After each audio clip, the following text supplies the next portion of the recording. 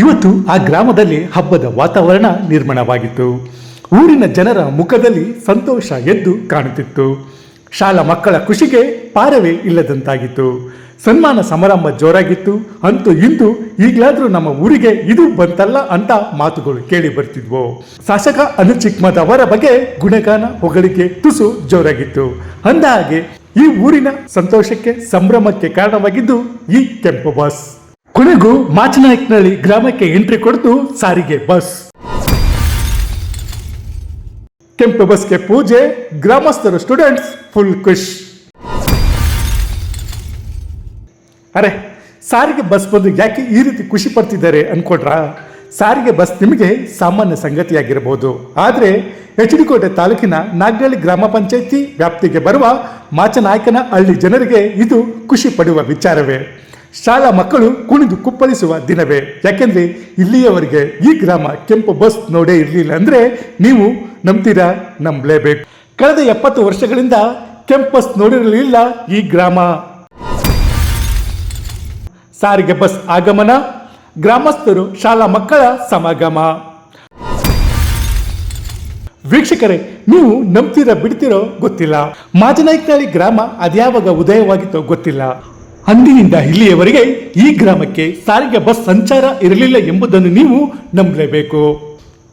ಸರಿಸುಮಾರು 70 ವರ್ಷಗಳಿಂದ ಬಸ್ ಓಡಾಟವಿಲ್ಲದೆ ಶಾಲಾ ಮಕ್ಕಳು ಕಾಲ್ನಡಿಗೆಯಲ್ಲೇ ಪಟ್ಟಣದ ಶಾಲೆಗಳಿಗೆ ಹೋಗಬೇಕಾಗಿತ್ತು.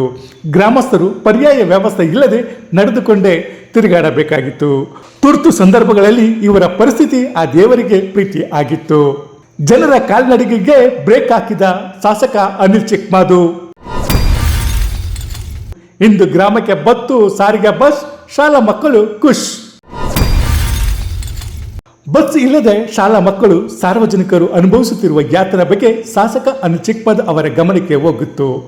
ಅಲ್ಲದೆ ಗ್ಯಾರಂಟಿ ಅನುಷ್ಠಾನ ಸಮಿತಿ ಸದಸ್ಯರಾದ ಜೇಮ್ಸ್, ಈರಳ್ಳಿ ಗ್ರಾಮ ಪಂಚಾಯಿತಿ ಮಾಜಿ ಅಧ್ಯಕ್ಷರಾದ ಮಂಜುನಾಥ್, ಸದಸ್ಯ ನಾಗೇಂದ್ರ, ಮೊನ್ನೆಯಷ್ಟೇ ಎಚ್.ಡಿ. ಡಿಪೋ ಮ್ಯಾನೇಜರ್ ಅವರನ್ನು ಭೇಟಿ ಮಾಡಿ ಬಸ್ ಸೌಲಭ್ಯ ಕಲ್ಪಿಸುವಂತೆ ಮನವಿ ಮಾಡಿದ್ದರು. ಇದೀಗ ಶಾಸಕ ಅನಿಲ್ ಚಿಕ್ಮದ್ ಅವರ ಸೂಚನೆ ಮೇರೆಗೆ ಇಂದು ಬೆಳಿಗ್ಗೆ 8:30 ಸುಮಾರಿಗೆ ಮಾಚನಾಯಕನಹಳ್ಳಿ ಗ್ರಾಮಕ್ಕೆ ಬಸ್ ಬಂತು. ಗ್ಯಾರಂಟಿ ಅನುಷ್ಠಾನ ಸಮಿತಿ ಅಧ್ಯಕ್ಷರಾದ ಚಾಮರಾಜು, ಸದಸ್ಯರಾದ ಜೇಮ್ಸ್, ನಾಗನಹಳ್ಳಿ ಗ್ರಾಮ ಪಂಚಾಯಿತಿ ಅಧ್ಯಕ್ಷರಾದ ಇಂದ್ರಮ್ಮ, ಈರಳ್ಳಿ ಗ್ರಾಮ ಪಂಚಾಯಿತಿ ಮಾಜಿ ಅಧ್ಯಕ್ಷರಾದ ಮಂಜುನಾಥ್ ಸೇರಿದಂತೆ ಗ್ರಾಮಸ್ಥರು ಮಕ್ಕಳು ಬಸ್ಗೆ ಪೂಜೆ ಮಾಡಿ ಸಿಹಿ ಹಂಚಿ ಸಂಭ್ರಮಿಸಿದರು.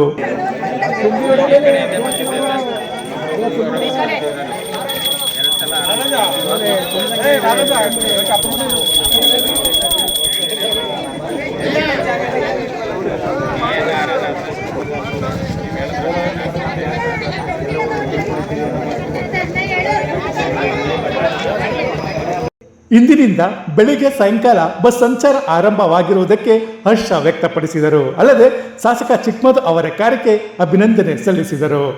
ಜೇಮ್ಸ್ ಅವರೇ, ನಮ್ಮ ಮಾದೇವಣ್ಣ ಅವರೇ, ನಾವು ಎಲ್ಲ ಗ್ರಾಮಸ್ಥರೇ, ನಮ್ಮ ಗ್ಯಾರಂಟಿ ಯೋಜನೆಗಳಲ್ಲಿ ಇದು ಒಂದು ಶಕ್ತಿ ಯೋಜನೆ.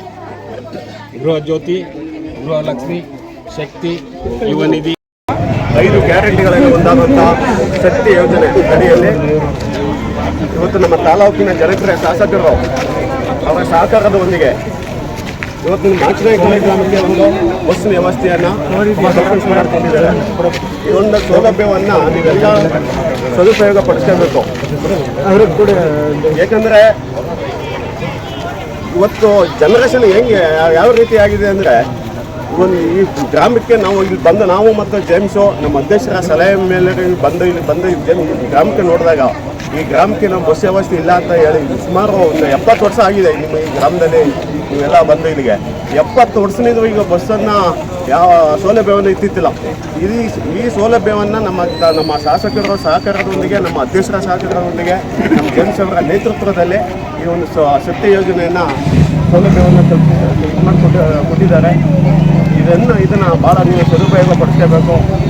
ಅದರಂತೆ ನಾವು ಹೇಳೋದು ಇಷ್ಟೇ, ಯಾರು ದುಡಿತಾರೆ ನಾವು ಹಳ್ಳಿಯ ಭಾಷೆಯಲ್ಲಿ ಹೇಳ್ತೀವಿ, ಗೇಟಿಗೆ ಹುಲ್ಲಾಗ್ತೀವಿ ಅಂತ. ಹಾಗೆ ಯಾರು ದುಡಿತಾರೆ ಅವ್ರಿಗೆ ನಾವು ಬೆಂಬಲಿಸಬೇಕು ಅಂತ ಮುಂದಿನ ದಿನಗಳಲ್ಲಿ ನಾವು ಕೇಳ್ಕೊತಾ ಒಂದು ಮಾತನಾಡಲು ಅವಕಾಶ ಮಾಡಿಕೊಟ್ಟು ಎಲ್ಲರಿಗೂ ಉಳಿಸಿ ಮಾತನಾಡಿ.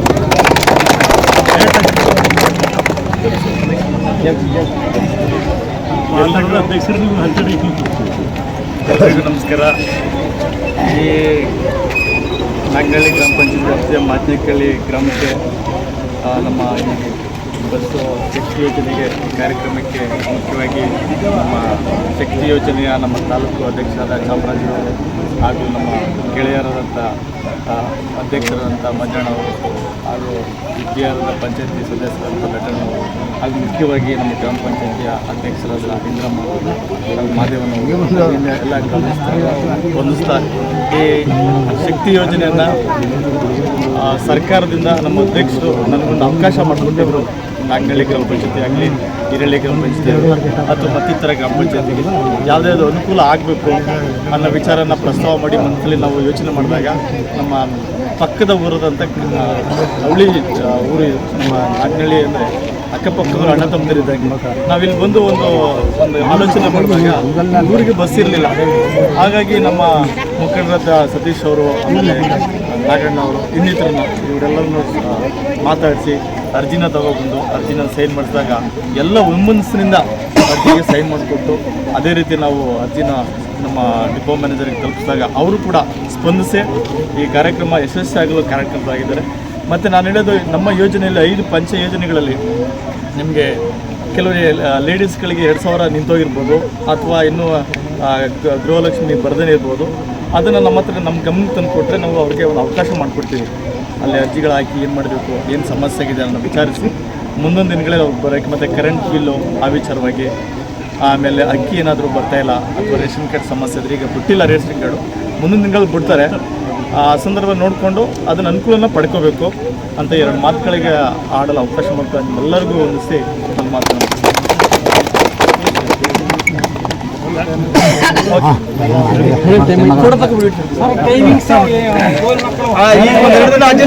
ಇನ್ನು ಈ ವೇಳೆ ಗ್ರಾಮದ ಮುಖಂಡರಾದ ಮಾದರಾಜ್, ಸತೀಶ್, ನಾಗಣ್ಣ, ಕೃಷ್ಣ ಶೆಟ್ಟಿ, ಸೋಮಣ್ಣ, ಸಿದ್ದರಾಜ್, ಅನಂತಕುಮಾರ್, ನಿಕೋಲಸ್ ರಾಜ್, ಮಹದೇವ್, ಬೆಟ್ಟಯ್ಯ, ರವಿ ಫ್ಲವರ್ ಸೇರಿದಂತೆ ಗ್ರಾಮದ ಮುಖಂಡರು, ನಾಗನಹಳ್ಳಿ ಗ್ರಾಮ ಪಂಚಾಯಿತಿ ಸದಸ್ಯರು ಉಪಸ್ಥಿತರಿದ್ದರು.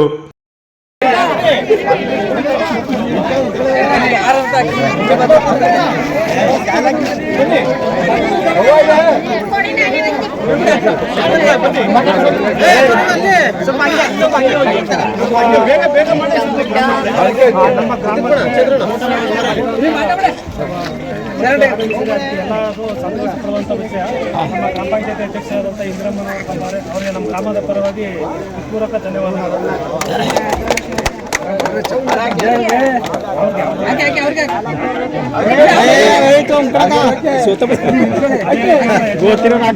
ಬಂದವ್ರೆ ಅವ್ರಿಗೂ ಸಹ ನಮ್ಮ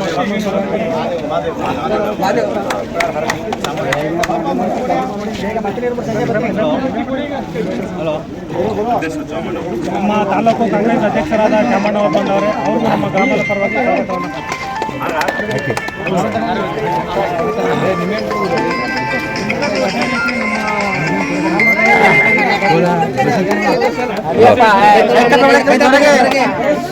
ಹಲೋ ಮಾತಾಡಿ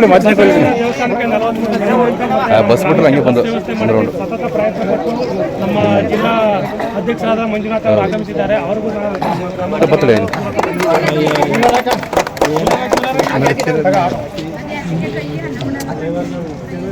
ಅದೇ ರೀತಿ ನಮ್ಮ ಗ್ರಾಮಕ್ಕೆ ಹಿರಿಯ ಅವರು ಆಗಮಿಸಿದ್ದಾರೆ.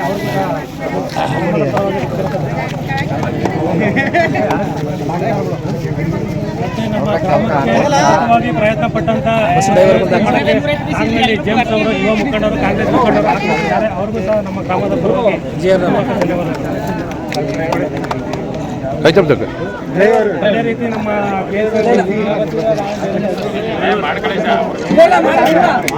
ಡ್ರೈವರ್, ಕಂಡಕ್ಟರ್ ಮತ್ತೆ ನಾಗನಹಳ್ಳಿ ಪುಟ್ಟಣ್ಣವರು ಆಗಮಿಸಿದ್ದಾರೆ. ಅವ್ರಿಗೂ ಸಹ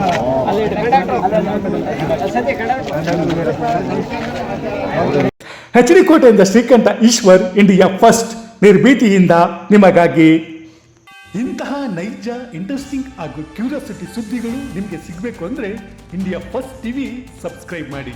ಒಂದು ಲೈಕ್ ಕೊಟ್ಟು ವಿಡಿಯೋ ಶೇರ್ ಮಾಡುವ ಮೂಲಕ ನಮ್ಮನ್ನು ಮತ್ತಷ್ಟು ಪ್ರೋತ್ಸಾಹಿಸಿ. ಇಂಡಿಯಾ ಫಸ್ಟ್, ನಿರ್ಭೀತಿಯಿಂದ ನಿಮಗಾಗಿ.